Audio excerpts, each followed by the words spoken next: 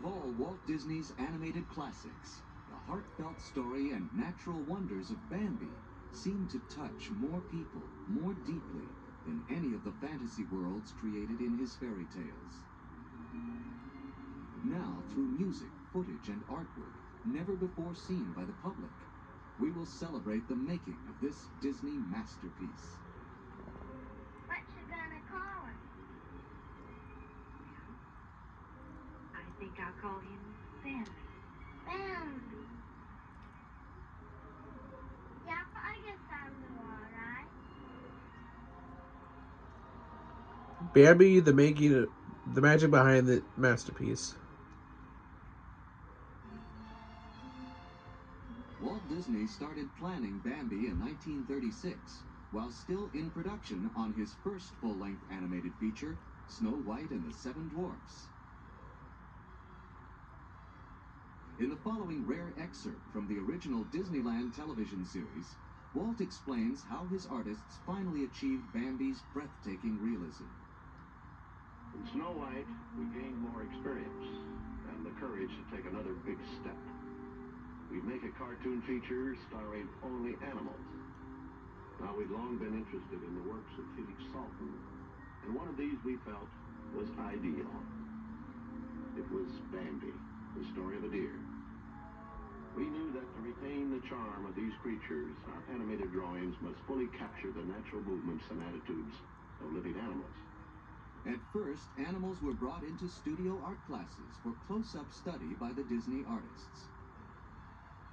Drawing on any animal that you have to make appear to be real.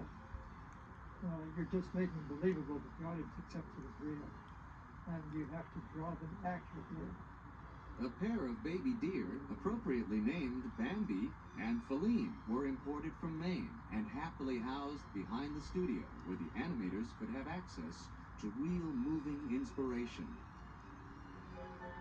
The trouble with pets is they act like pets, and that wasn't what we were looking for. So we tried a new approach. We would study motion pictures of wild animals living in their natural state. And in time, we added many reels of wildlife scenes to our Bambi research. Now we could see how a fawn would react when out exploring on his own. At last, our artists had the authentic action and inspiration they'd been looking for. If you look at the deer in Snow White, you'll find that they were almost sacks of wheat. I'm not going to be able to draw them very well, but this basically was what we had. And we had not reached the point where we were concerned about the anatomy that the deer has. But these were the structural things that we worked over and over, and he just drilled us and drilled us and drilled us to understand what the anatomy, what the bone structure of these little guys were. To create a realistic look, nature photographers documented the hidden textures of the forest environment. Disney artists created hundreds of paintings and drawings that captured the many moods required to bring the forest to life. What makes many of these drawings even more remarkable is that despite their incredible detail, they're actually extremely small. Pastels and watercolors captured the seasonal colors and emotions of life in the forest. I think Walt realized fairly early that he would not be able to do it with a lot of dialogue, a regular storytelling type of thing. And he had to rely on art, beautiful artwork, and music to create a mood, to create a feeling. He was able, through several artists, mainly Taiwan, Chinese artists, who just did beautiful work in the forest. If you ever wondered how the artists perfected such realistic details as a single drop of rain, here's the secret. Animators studied slow-motion photography of drops of milk that revealed the elaborate splash patterns that usually disappear in the blink of an eye. Strange shapes began appearing on the animators' drawing boards. Drawing by drawing, drop by drop, a rainstorm was created. Little April shower, read it in your tune as you follow on the brown While the images for this raindrop sequence always remained the same, an early concept considered a different song to be sung from the point of view of the falling raindrops. Even here, the technique of using vocals as a scoring tool is evident. Presented here for the first time is the original test demo of the Rain Song from June of 1938, illustrated with concept and storyboard art.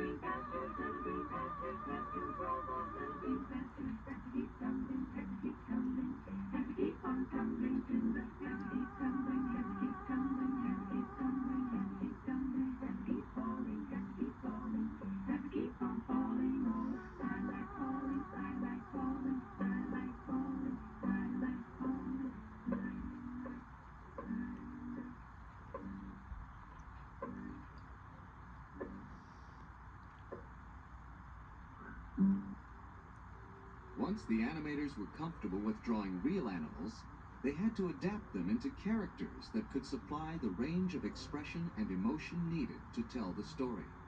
When you look at a deer, boy, there are a lot of bones and muscles out there. And then you have to try to get expressions and attitudes.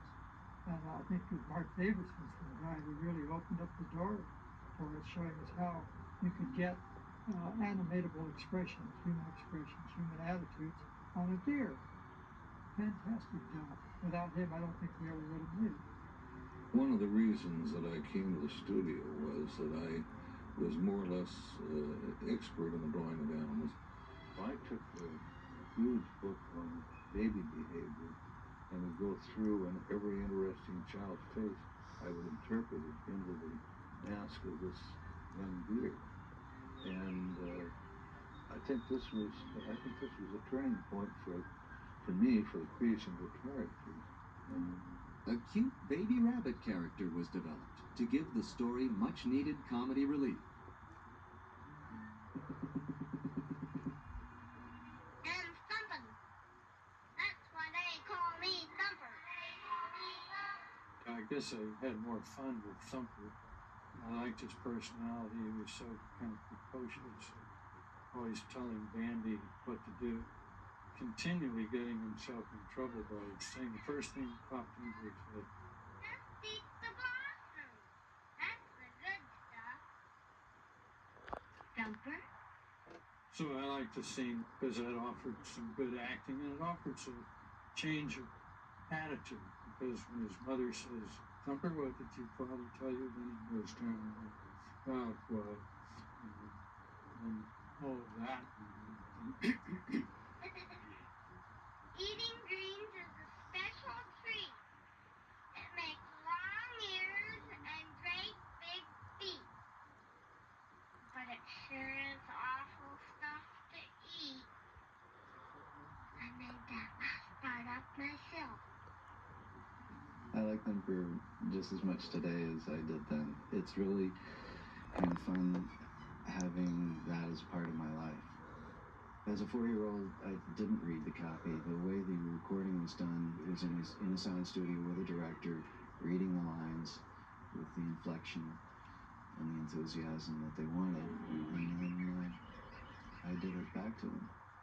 He doesn't walk very good, does he? It was done numerous times until they got it just the way they wanted. What did your father tell you this morning? If you can't say something nice, don't say nothing at all. Here in rare newsreel footage, we see a group of studio visitors watch as Frank Thomas animates a sequence with Thumper. Characters were animated using pencil drawings on paper that were then photographed to test the flow of movement and expression.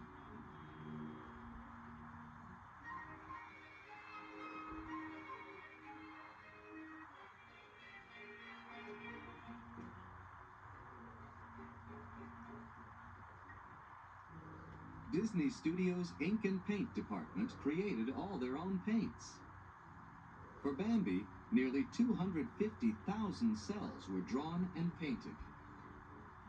When you combine that figure with the animation drawings, concept art, layouts, character designs, and backgrounds, over 1 million drawings went into making a little fawn come to life.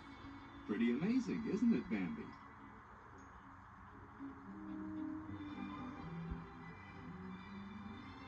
To heighten the realism of Bambi, the multiplane camera was used extensively.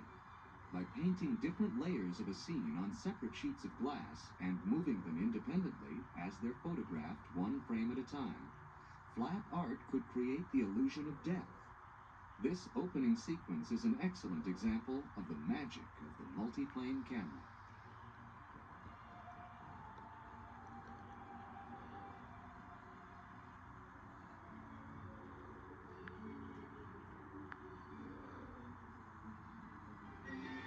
When Bambi was first released in 1942, it was an immediate triumph and was recognized as one of animation's all-time greatest artistic achievements.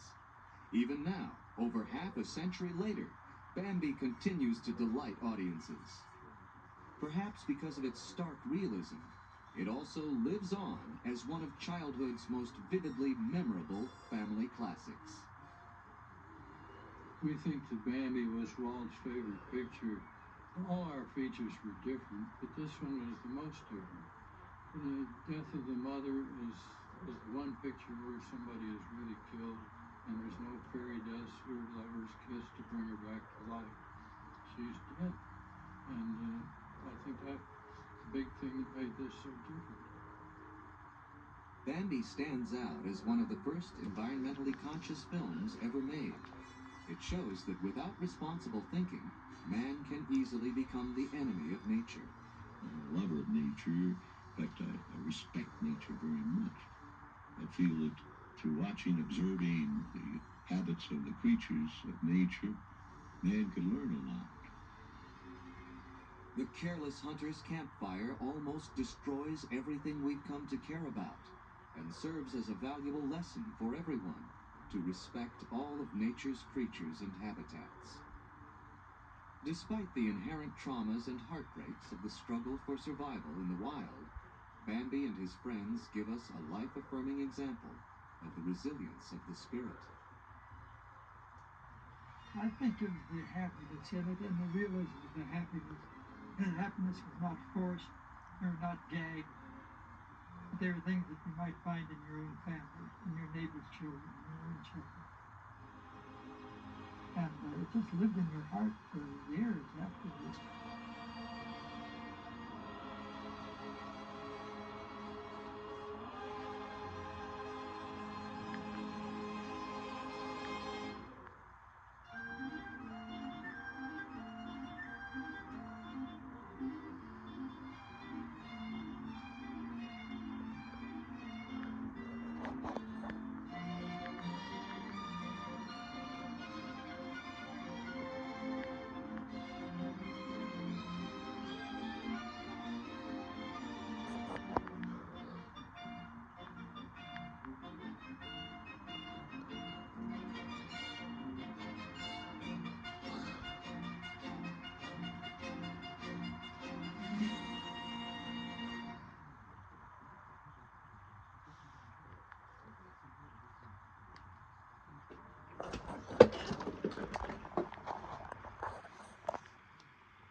An hour and 32 minutes later.